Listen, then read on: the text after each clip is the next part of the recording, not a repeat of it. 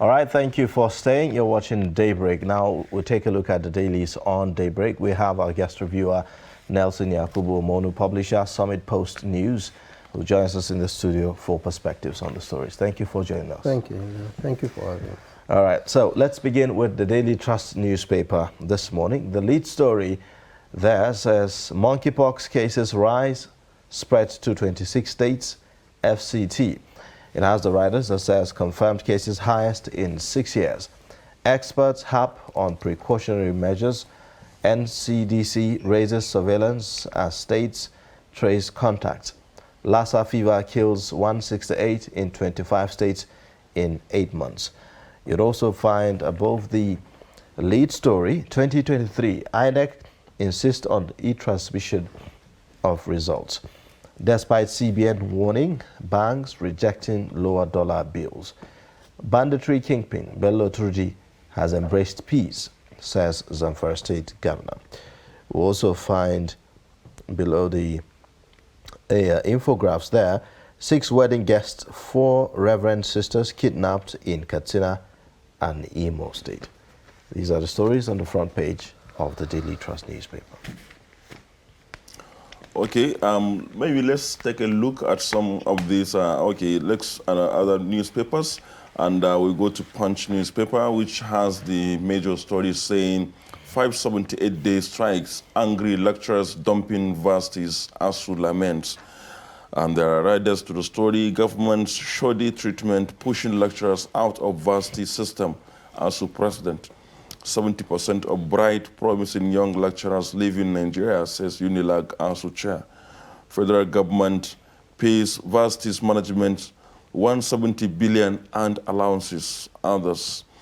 This is a story that is there on page 2. And then at the top of the page, 1 trillion spent on steel imports, Ajakuta takes 21 billion. Story on page 25. And then just below that, undisbursed loans push Nigeria's World Bank debt to $21 billion. Story on page 26. And next to that, FG concludes takeover of 4 discos. $418 million, Malami has abandoned AGF role, says NGF. And then just below that, by the masthead, many CSOs are PDP members in disguise, says Kiamo. And below the pictorial on the front page, military ends siege to Somali hotel, 21 dead. And the pictures are showing the siege on the Mogadishu hotel, which happened over the weekend. Ikoyi building subscribers sue Lagos, seek compensation. Story on page 25. Black marketer's wife, children die in Lagos explosion. And then lastly, 353 Kirikiri inmates on death row, says UNCOS, that is Nigerian Correctional Service. This is a story on page 10. These are some of the stories on today's Punch newspaper. All right, let's take a look at the Leadership newspaper. The lead story there says Constitution Amendment. Stakeholders kick as LG autonomy reaches dead end. You also find above the masthead there, 2023, electronic transmission of results not negotiable, says INEC. Kaduna Assembly not planning to impeach El-Rufai, says Speaker. You also find ExxonMobil Seplat deal, PMB yet to reverse official consent. Experts react on PA. Governor's reply, Ned Nwoko, deny using $100 million to finance elections.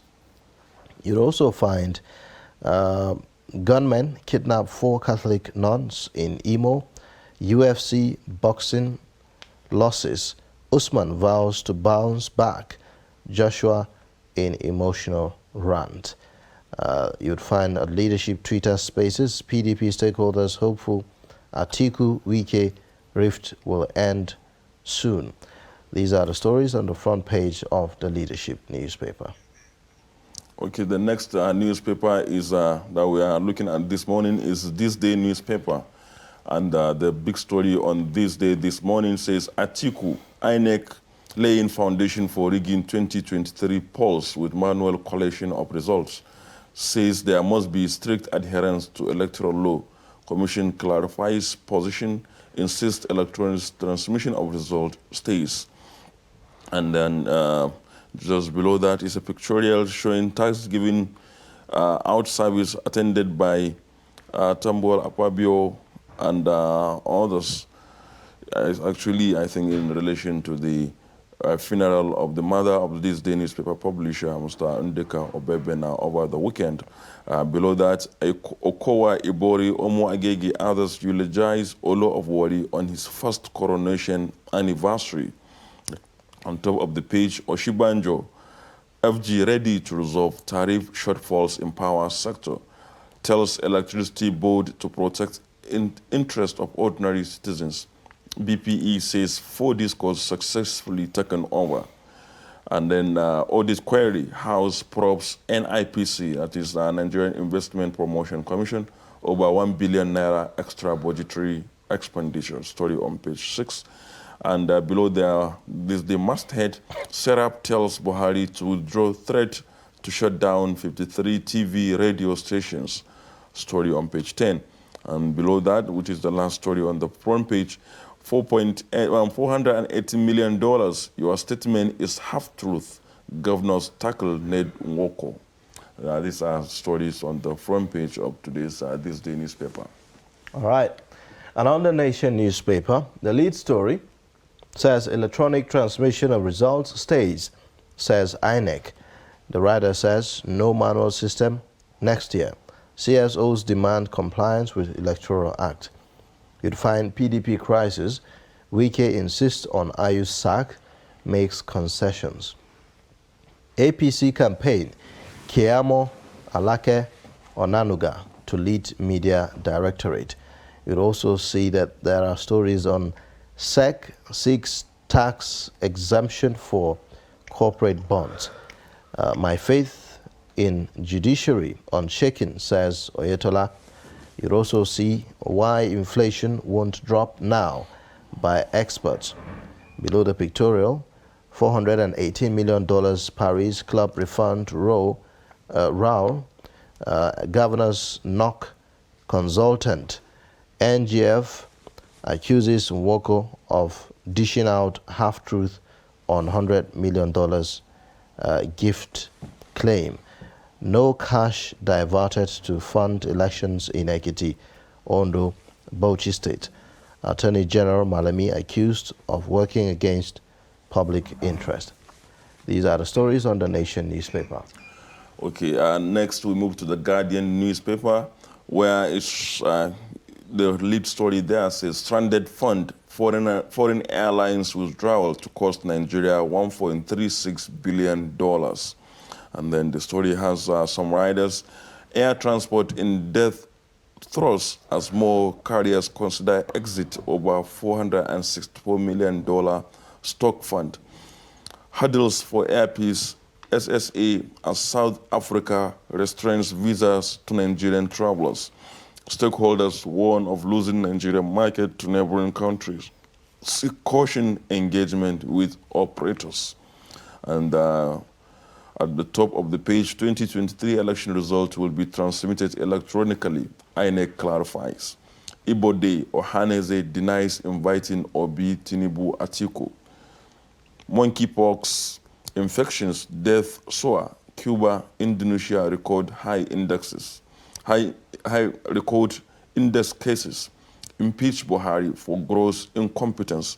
That is, Punch, the Guardian's editorial for today, which is on page 10.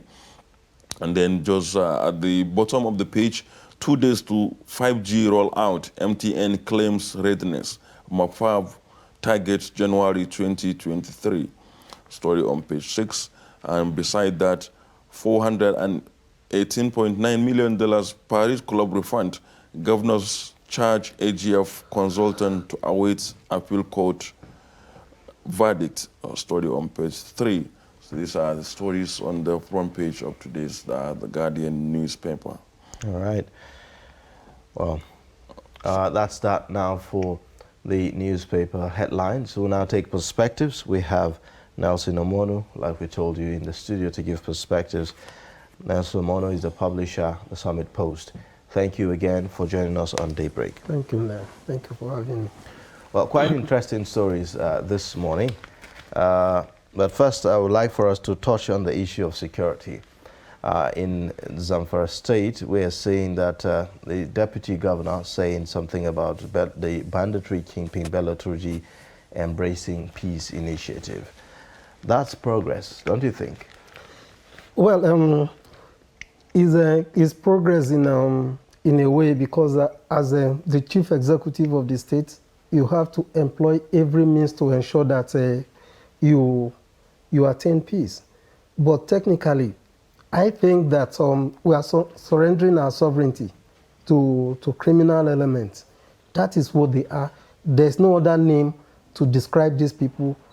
With brute force, invade a community, sack everybody, dispossess them of their farm produce or of their valuables and all that.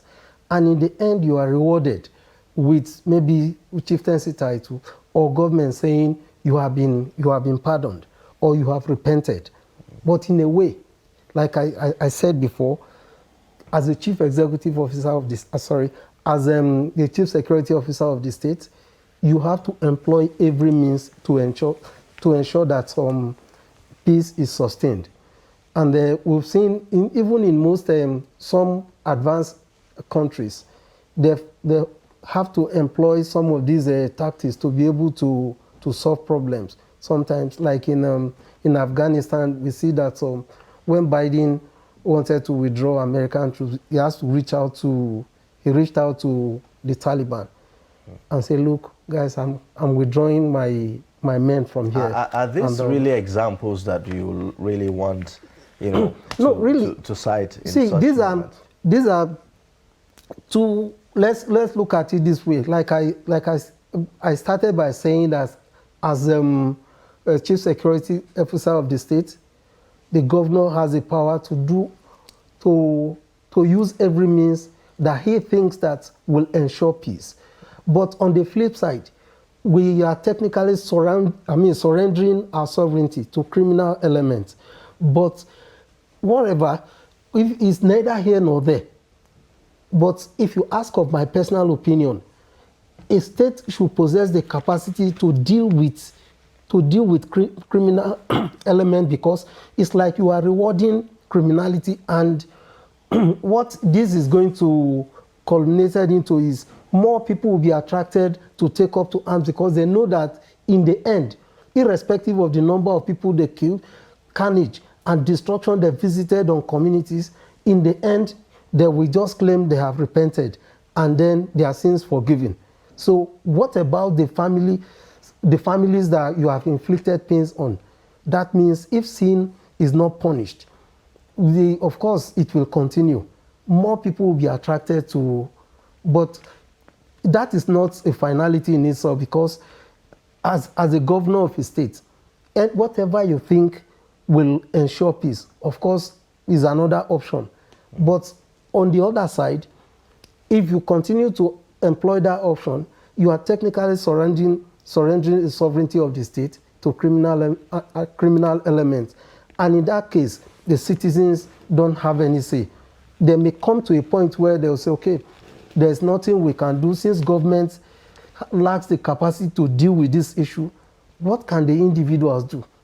Because under our constitution, for instance, they don't even have, you cannot carry, there is a way you carry a knife that the law enforcement will have to come after you, that if you are a security threat, not to talk of maybe you carry a gun or something. So they will just have to resign to fate. And in that case, what is the role of government? Yeah, talking of the role of government, in the same front page of Daily Trust this morning, there is a story saying 6 wedding guests in Katsina were abducted, and also 4 Reverend sisters in Imo. Isn't this, crisis at different places, far-flung places, overstretching the capacity of our security forces to respond to these national security threats? Nigeria has a capacity to deal with this issue. That is if the purity of our motive is defined here. that is the capacity, that is why it is a state. We cannot say we don't have the capacity to deal with this issue. We can. We have done it before, not even within our territories. We've gone out to deal with issues like that and bring daredevil criminals to their feet, install government, move out, like in Sierra Leone, for instance, move out people like rebel leader like Fodesanko, handpick him, brought him to Abuja. They kept him here until government was installed in Sierra Leone. The same thing in Liberia. So I don't see where this, there's a missing link here. I feel as if the purity of our motive is not defined here. If not, within the territory of Nigeria, we cannot say, so tactically, if we say we cannot deal with this issue, are we saying that Nigeria is not supposed to be a state or is a failed state? Okay. A state that so cannot you think it's secure, not a problem of capacity, but lack of will to lack deal with it, or of will to deal with this, with the issues on ground. You see, if we have, see. But you know, severally we've heard how there have been accounts of these ungoverned spaces, of how, you know, criminals, terrorists will attack villages and communities, you know, unchallenged, unresisted, you know, and we've heard how, you know, certain experts have said the number of our security personnel are not really commensurable to the need that we have in the country. So don't you think that that's a problem of capacity there?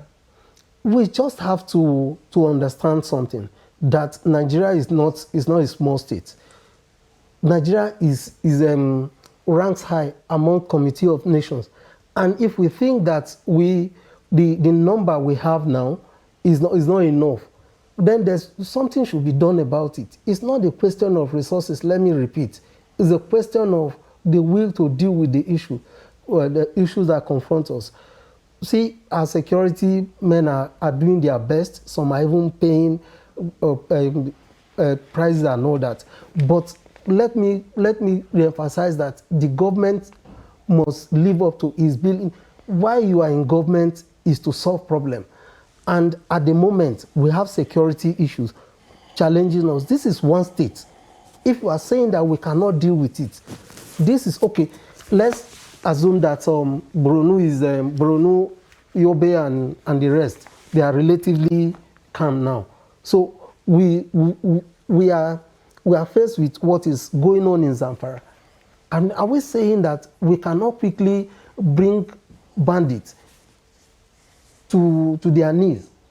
And because, let me still repeat that, if evil is not punished, when you begin to use those that have been apprehended, what has been done to them?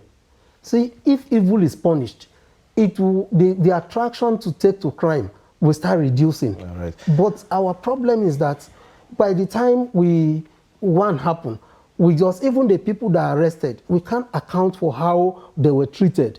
And more people are attracted to criminality. Okay. All right. Well, I wanted to maybe, I don't know if you have a rider, but I wanted us to maybe move away from the security thing, which we have maybe discussed in some details, to look at other important stories on the front page of Daily Trust. And one of them is the issue of the monkeypox pandemic, which is, assuming pandemic level. Aren't you afraid that another COVID is here to, you know, especially, in the Guardian newspaper, we see also how it is also spreading globally? No, the level of anxiety around the monkeypox is not up to that of COVID, but I think that the first thing is that monkeypox, the United Nations or World Health Organization should just move fast to change that name to something else. They should christen it something else. That is one. Then two, the World Health Organization DG has raised alarm that is it has reached a pandemic level and all that. And I think some countries like US is spreading very fast in US, and they are doing something about it. But locally, we have to, like, there's also Lassa killing, and Lassa has been there for more than 30 years. So is it that we cannot do anything about our maybe local production of a vaccine that can take care of some of these things? So I think that instead of reporting this and expect maybe something to come from, solution to come from outside, it is time we put on thinking cap. We have some research institutes around the country. The government has expended good amounts of money over time. Then what are they doing to ensure that, like Lassa fever, for instance? So it's not it's peculiar to us and maybe some part of Africa. So we should do something to be able to stand on our own and say, look, if in case there is outbreak, we can come up with a definite statement to say we are Nigerians and this is our approach to tackling this pandemic that has just, instead of waiting for whatever the United Nations say or what health organization says, then we just follow, which may not be in tandem with what we have on ground here.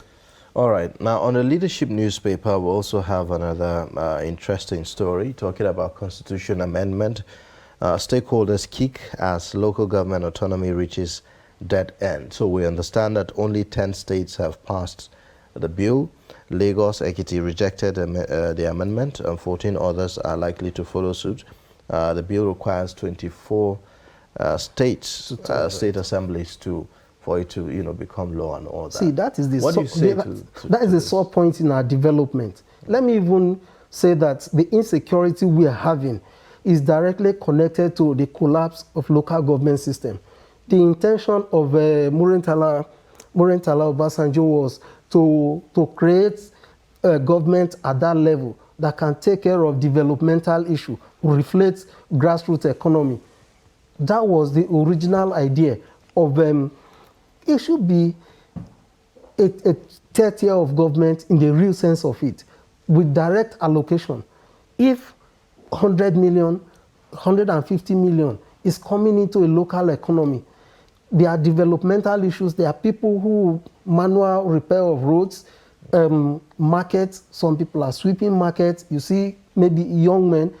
And I grew up in rural area and I know what it was like then, local government taking charge of some things. We still know that those who were in charge of maintaining roads, markets and all that, their children later became the elites of the community because they were able to send their children to school because local government, they were on the employment of local government.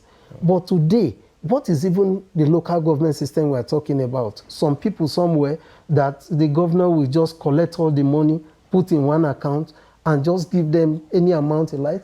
Is that the local government system we're talking about? So the centralization of local government fund has aggravated poverty at the grassroots level because the money that is supposed to go direct to the local government that they will use to pay staff as at when due, then employ people who sweep the market, forest, those who enter the forest, those who look at sanitation, they call them dubageri where we're going up. There's a perverted way they call it in our local areas, and these people are paid. So with that, you see that the local economy is reflated and things were just going fine. Nobody was looking at Buhari that is in Abuja. You look at your local government, local government. But yes. Why has it always been resisted? Like this is, if the local government tier of government will help in dealing with some of the issues that we are, talking about, how come that we have been having this resistance? That is the greatest mistake of the 1999 Constitution. And as long as the Governors Forum still continue to wield the big stick, there's not going to be solution to this. Because they will stand against it because they are the greatest beneficiaries. Check local government. It's like they are just like the governors are the greatest beneficiary of the lackluster local government system. And collecting funds, put them in a joint account, do whatever you think at your discretion. Now appoint anybody you like as sole administrator or as caretaker or as security, what they call them in some states. Now, local government ought to have full autonomy so that money can be coming directly. But because of the benefit that is accruing to governors, they will never allow it. And but beside the local government, yes. Apologies to interject, Yes. it's also the state assemblies. And if you look at it, state assemblies, the autonomy for state assembly has also been something on the card for a while. And most of them said even their own autonomy, they don't want it. So, but why? These are elected people. See, if local government chairmen are installed, these are people who were elected to represent Let me tell you, at the federal level, it's even more democratic than at state level. These guys are practically handpicked. The people we say are the lawmakers. At the lawmakers at the federal level, at the National Assembly, are more free to express themselves than those we have at the local government level because they are practically handpicked. Whichever elections are done, they find themselves in the state assembly, and the governor is like an emperor whose authority nobody dares challenge. He brings a bill or maybe anything, motion or something, within 2-3 hours it's already passed. No scrutiny, no question, nothing. And as long as let me say this, the states, except we do something to ensure that that section of the Constitution is taken care of, I don't know the leader that will muster the courage to say, listen, if you kill me, kill me, but I must get this local government autonomy affirmed. And the moment that is done, and as a sitting local government chairman, my father should be able to walk up to the father of the local government chairman and say, warn your son. He came here that day to promise us that he is going to do this and do that. And we voted him into the local council. He is there now, he is not doing it. That is the immediate government the people can feel. That is where gutters and some of the little sanitation issues at the local level can be taken care of. Okay, but another angle to this is that yes, even if you eventually succeed in giving the local governments some level of autonomy, there are certain issues they still cannot handle. There are issues that is still on the exclusive list and the concurrent list, and they cannot really But do anything about. What of residual issues? They can handle little issues that affect the daily lives of people. What about people going to write common entrance?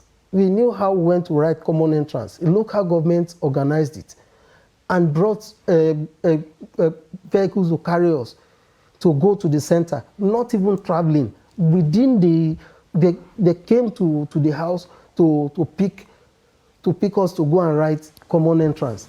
Paid for it. The local government supplied what you need to read. Let's get there first.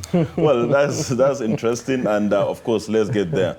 Let's now move into more politics issues, and especially the plan for the 2023 elections. Over the weekend, there was a story that INEC will revert to manual collection of results. Though yesterday there was a statement that that was taken out of context, and the commission was insisting on electronic transmission of results. But the presidential candidate of the PDP, Atiku Abubakar, as carried by this day newspaper, actually alleges that INEC is trying to manipulate the 2023 election by going on manual results. Though, of course, as I said, the commission yesterday retracted in their statement. What are your thoughts about this, and how significant is the process of collection? Let me start from former Vice President Atiku Abubakar and the PDP candidate. I don't expect any. He is a candidate of the opposition, of course, and he must raise alarm at every point because he just wants to ensure that INEC is on its own and they are not doing anything funny. But then there's already, I don't believe it was a slip of tongue or misconception somewhere. If not, I don't believe that INEC that was in that test run electronic transmission of results in Ekiti and Osun State, for which they were roundly applauded, will decide to revert back to manual collation. And besides, we have example of countries like Kenya before us. So I don't see how Nigeria will go below the bar that Kenya has just projected. Beyond the electronic transmission of results, but there will have to be manual. Maybe that is where the missing link, because there will have to be manual collation. Like already, the results are already in the server, but they will have to like add so that people with this is result from so place. If it's added to this, this is the one from, like in Kenya, it was so transparent. Every result got to the server. Then before they start adding, then there's no room for manipulation again, because from the polling units, from the province, they call them what? Yes, they have already, the parties know that. That was why the camp of William Ruto were already celebrating even before the formal declaration of results, because from the electronic transmission of results, they already know the outcome is going to be. Now, Nigeria cannot do less, and INEC has demonstrated enough willingness or capacity. It's too early to say capacity, but they've demonstrated enough courage with what happened in Ekiti and Osun State. So let's leave that let's give it to INEC, that they are on top of the game. There's nothing like going back to start collating results, waiting for somebody to bring results from somewhere.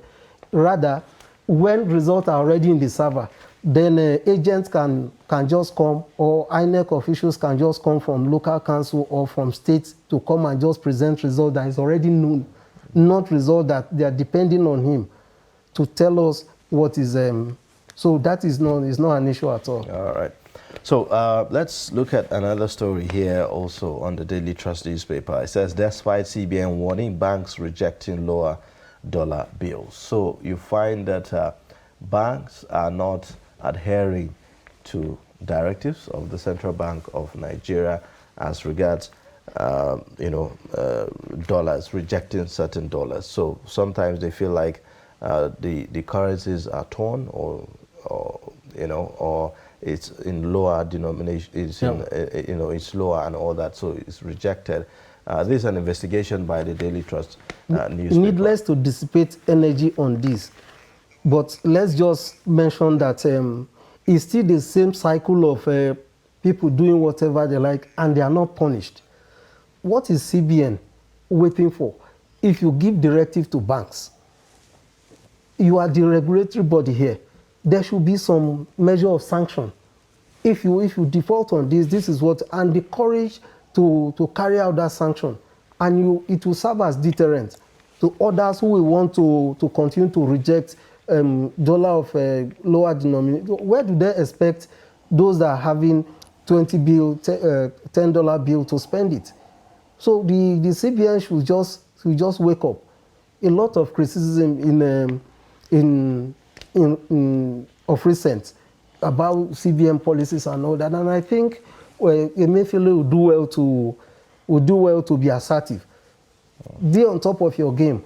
If you give directive and it's flouted, see, former British Prime Minister, I think David Cameron, he said anybody can say yes, but the ultimate measure of a leader is the ability to say no when you should say no.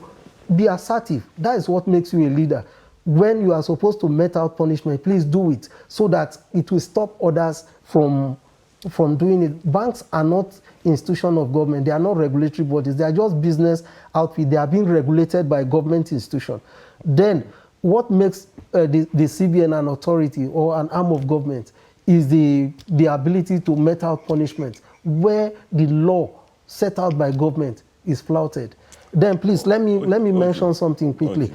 There's a figure about 1 trillion naira worth of steel imports. Yeah. Yeah. So what is this? Who are we? That about 35 years ago, a government saw the need to start a steel plant. Not a. There are many of Alaja is there. Ajaokuta, one of the biggest is there. Katina, everywhere. So, what is the problem with us? We just abandon what Bushagari saw as the future of this country about 35 years ago, thereabout. And almost nearly 3 decades and a half later, we are still using 1 trillion to import steel instead of taking from our backyard here. Use it to... I think that's about the same problem with the issue of fuel, crude oil, So crude oil that we are talking about, it's just like people that every day in Nigeria. I don't want to use it, but we just have to. If you get to Ajaokuta, of course you weep. With the kind of foresight that leaders of nearly 4 decades ago, what they saw and what they started as, okay, listen, this is where employment issues are going to be solved. People like Innocent, people like Pijo and the rest of, maybe those are local manufacturers and all that. We don't have to. Let's project in the next 5-6 years. There won't be need for steel import. Instead, West African market is waiting for Nigeria. True. So by the time we are able to make Ajaokuta work, then that will be the end of, imagine the value chain, employment that it would have generated, not only in the steel plant, but around the country. Those are able to manufacture because the power, if you get to Ajaokuta, you see light that is generated from that place. Okay. Money was actually spent. Yeah, that's really interesting, and we've done it with cement, and hopefully we can also do it with steel. So with this, we have to draw the curtain, and thank you very much for being with us and for shedding light with on some of the stories on front pages of newspapers this morning. And we hope to have you some other time. And thank you very much once again.